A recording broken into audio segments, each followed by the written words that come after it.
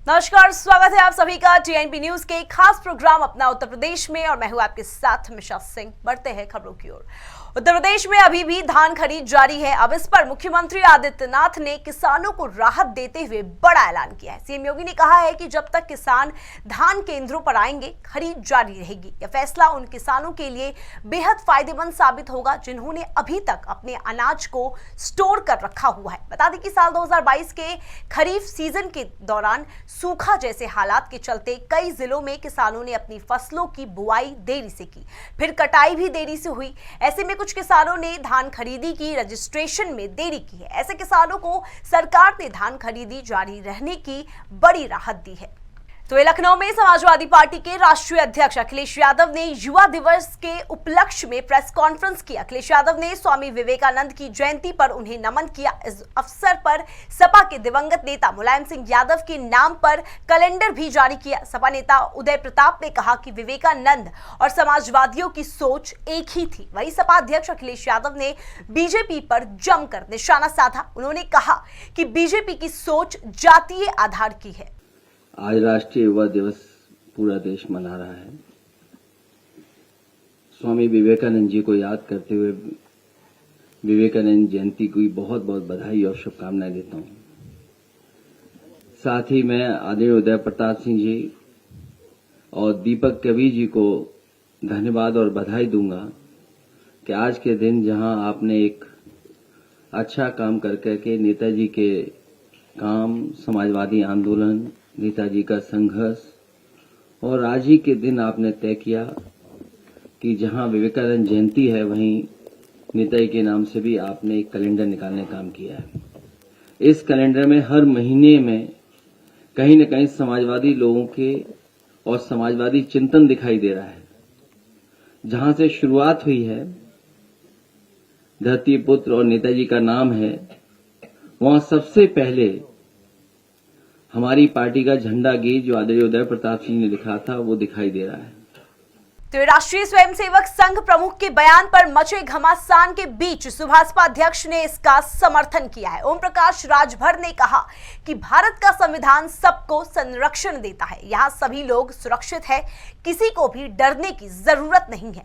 दरअसल आरएसएस प्रमुख ने मुसलमानों को लेकर कहा था कि इस्लाम को देश में कोई खतरा नहीं है, लेकिन उन्हें हम बड़े हैं का भाव छोड़ना पड़ेगा। भागवत के इस बयान पर एआईएमआईएम चीफ असदुद्दीन ओवैसी समेत कई मुस्लिम धर्म गुरुओं ने इसका विरोध किया है।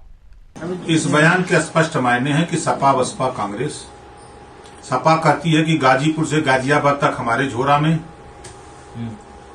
और बसपा कहती है कि आजमगढ़ से आगरा हमारे झोरा में। कांग्रेस कहती है कि बलिया से बांदा तक हमारे झोरा में, और पार्टियां कहती है 75 जिले के हमारे झोरा में। ये किसी के झोरा में रखने के लिए ये लोग बीजेपी का भय, बसपा भी भय दिखाती है बीजेपी का, कांग्रेस भी बीजेपी का भय दिखाती है, सपा भी बीजेपी का भय दिखाती है। सारी पार्टियां बीजेपी का भय दिखा करके मुसलमानों का वोट लेना चाहती है। इसी बयान पर मोहन भागवत जी ने कहा है कि संविधान के दायरे में, कि संविधान बाबा साहब डॉक्टर अम्बेडकर जी ने जो लिखा है, सभी धर्म मजहब को अमन चैन से जीने का, अमन चैन से रहने का संविधान में व्यवस्था है। उसी बात को मोहन भागवत जी ने कहा है। तो शाहजहांपुर की बंडा पंचायत में प्राइवेट कॉलोनाइजर को निजी लाभ पहुंचाने के लिए नगर पंचायत ने गरीबों के विकास के लिए आया लाखों रुपया खेतों में लगाकर इंटरलॉकिंग करवा दी। बताया जा रहा है कि लगभग 6 लाख रुपए की सरकारी इंटरलॉकिंग से खेतों में प्लाटिंग कर कॉलोनी बना रहे लोगों को लाभ पहुंचाने के लिए बड़ा भ्रष्टाचार किया गया है। जिसके बाद स्थानीय ग्रामीण और किसान यूनियन के लोगों ने इसकी शिकायत जिला प्रशासन से की, लेकिन कार्रवाई न होने पर किसान यूनियन के दर्जनों लोगों ने नगर पंचायत बंडा और कॉलोनाइजर के खिलाफ धरना प्रदर्शन शुरू कर दिया। किसान यूनियन ने भ्रष्ट अधिकारी और प्लॉटर के खिलाफ कड़ी कार्रवाई की मांग की है। यह शिकायत हमारी ये है, जैसे नगर पंचायत बंडा में बिलसंडा रोड से कृष्णा नगर कॉलोनी तक इंटरलॉकिंग जो की गई है 5,90,482 की वो एक कॉलोनी बनाई गई, जबकि वहाँ ऑलरेडी ना तो कॉलोनी जो प्लाटिंग कर रहे हैं गांव लोग नहीं बस रहे हैं, उसके लिए इन्होंने वहाँ के जो प्लाटिंग करता है उन्होंने ईओ से मिल करके ये सब फर्जीवाड़ा करके रोड बना दिया गया, जबकि वहाँ आवश्यकता नहीं थी। जहाँ आवश्यकता बनाने की वहाँ उन्होंने बनाया नहीं। लोग गरीब लोग रह रहे हैं, पानी भरा कीचड़ भरा, वहाँ जहाँ निकास जरूरत है वहाँ पर उन्होंने नहीं इसलिए बनाए कि वो लोग पैसा नहीं दे पाए। तो गाजियाबाद जिले के लोनी में भारतीय जनता पार्टी युवा मोर्चा के जिलाध्यक्ष पंडित हिमांशु शर्मा के द्वारा एक यंग इंडिया रन दौड़ का आयोजन किया गया, जिसमें लोनी के हजारों युवाओं ने भाग लिया। कार्यक्रम में विधायक नंदकिशोर गुर्जर, जिलाध्यक्ष दिनेश सिंगल मौजूद रहे। इस रन में प्रथम स्थान पर आए छात्र को प्रोत्साहन राशि और स्मृति चिन्ह देकर सम्मानित किया गया। इस दौरान विधायक नंदकिशोर गुर्जर ने युवाओं को प्रोत्साहित करने वाली इस प्रकार की प्रतियोगिताओं को युवाओं के लिए उपयोगी बताया। स्टेडियम में जाके, जिम में जाकर और साथ में साथ इन्होंने जो अपने लाइब्रेरी है और जो अपने जो पार्क है वहाँ जाके सुबह 4 बजे 5 बजे जाके युवा लड़कों ने, अपने मंडलों के पदाधिकारियों ने वहाँ जाके इनका रजिस्ट्रेशन करवाए और रजिस्ट्रेशन करवा के आज जो सब 2000 से ऊपर रजिस्ट्रेशन हुए और आज ये सफल कार्यक्रम हजारों की संख्या में युवा दौड़े। स्वामी विवेकानंद जी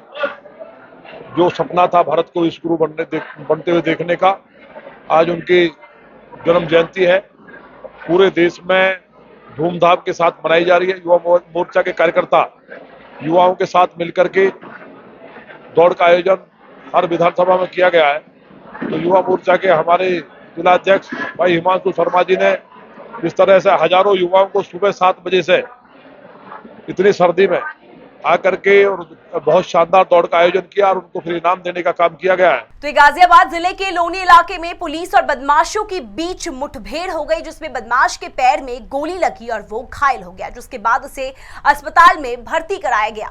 दरअसल पुलिस की टीम चेकिंग अभियान चल रही थी। इस दौरान पुलिस वालों ने एक मोटरसाइकिल सवार को रोकने का प्रयास किया तो उसने बाइक की स्पीड बढ़ा दी और भागने लगा। इतने में पुलिस ने बदमाश को घेर लिया। फिर बदमाश ने पुलिस वालों पर फायरिंग कर दी, जिसके जवाब में पुलिस ने गोली चलाई और बदमाश के पैर पर लगी, जिसके बाद वो घायल हो गया। बता दें अभियुक्त पर गोकशी के मामले में मुकदमे पंजीकृत है और उसके ऊपर 25,000 का इनाम घोषित किया गया था। एक मोटरसाइकिल पे संदिग्ध व्यक्ति आता हुआ दिखाई दिया। पुलिस टीम द्वारा जब रोकने का प्रयास किया गया तो काफ़ी तेज़ी से मोटरसाइकिल मोड़ करके जंगलों की तरफ भागने का प्रयत्न किया। पुलिस टीम ने साहस का परिचय देते हुए चारों तरफ से घेराबंदी की और बदमाश को ललकारा। बदमाश ने पुलिस टीम को लक्ष्य करके जानलेवा फायरिंग की। पुलिस टीम ने आत्मरक्षार्थ जवाबी फायरिंग की, जिसमें कि बदमाश घायल हुआ। घायल बदमाश ने पूछताछ में अपना नाम रिजवान पुत्र यूसुफ बताया। 1 दर्जन से अधिक आपराधिक मामले उसके ऊपर दर्ज हैं और थाना लोनी के गैंगस्टर में वो वांछित भी है। 25,000 का इनामिया बदमाश है। काफ़ी खोखार किस्म का यह अपराधी है। उसके पास से एक चोरी की मोटरसाइकिल, अवैध तमंचा, कारतूस मिले हैं। वक्त हो चुका है एक छोटे से ब्रेक का। ब्रेक के उस पार खबरों का सिलसिला यूं ही चलता रहेगा।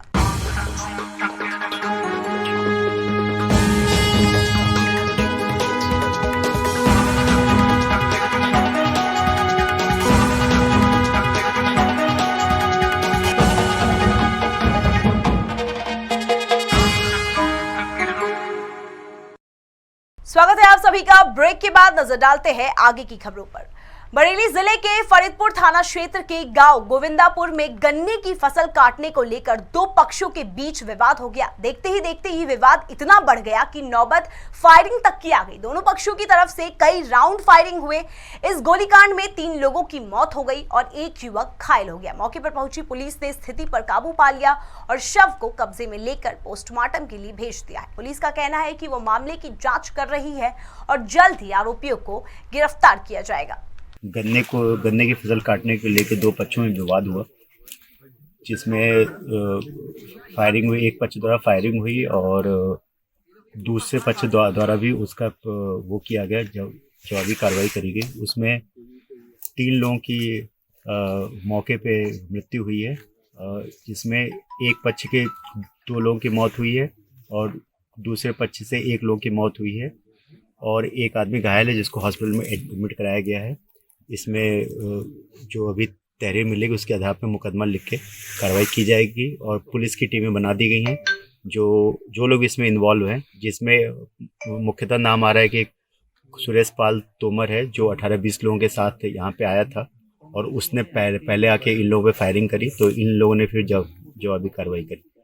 तो पीलीभीत जिले के बिसलपुर थाना क्षेत्र में देवा नदी किनारे एक अज्ञात शव मिलने से हड़कंप मच गया, जिसके बाद शव का पोस्टमार्टम किया गया और पोस्टमार्टम हाउस पर आकर परिवार वालों ने शिनाख्त की है। दरअसल मृतक डिस्ट्रिक्ट जिले में साल 2006 से हत्या के एक मामले में बंद था और उसे 18 साल की सजा हुई थी और सजा 3 जनवरी को पूरी हो गई। वो जेल से बाहर आया था, बाद में भूता थाना क्षेत्र के रहने वाले अपने मित्र के घर चला गया, जिसके बाद परिजन मित्र पर ही हत्या का आरोप लगा रहे हैं। 302 में सन 2006 में बंद हुए थे। अच्छा, क्या नाम था इनका? प्रेम प्रकाश और पिंकू, फिर ग्राम धौरेरा।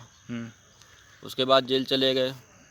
जेल जाने के बाद ये अभी 3 तारीख पहला महीना 2023 में रिहा हुए। अचानक बगैर मतलब बताए जेल से कोई वो भी नहीं मिली थी सूचना कि रिहा हो रहा कोई। अच्छा, हम समझे 26 जनवरी पे मान लो सजा पूरी हो जाएगी, निकल जाएंगे। कितने साल बाद छूटे थे? 18 साल बाद। अच्छा, फिर उसके बाद 3 तारीख को रिहा हो गए। कल बॉडी पता लगी मुझे क्या कि यहाँ क्या नाम लावारिस एक बॉडी मिली है बीसलपुर थाने में। फिर तो उसके लिए देखने यहाँ पीलीभीत आया था बॉडी के लिए। मैं बॉडी पहचान ली मैंने, मेरे भाई की है। फिलहाल इस बुलेटिन में बस इतना ही। देश और विदेश की तमाम खबरें देखने के लिए बने रहिए TNP न्यूज के साथ।